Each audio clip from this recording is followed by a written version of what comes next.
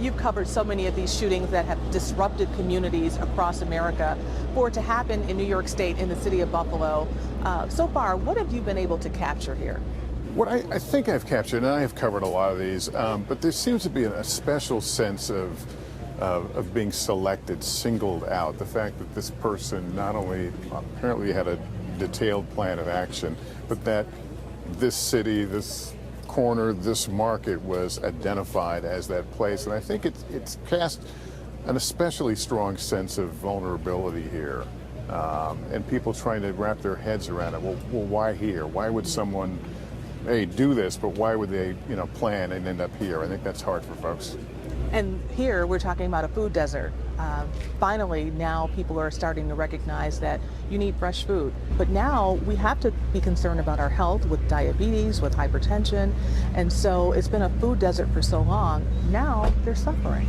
They don't have what they need. We've done a lot of reporting on food deserts, but in the context of a mass shooting, it's a different kind of way to look at this. But a number of people I talked to who lost people, who certainly are distraught by what happened here, they talk about how important this grocery store was to the community. One lady over here at a hair salon telling me, I remember when they put it in there, how important it was. Another person said they hired a lot of people from the neighborhood.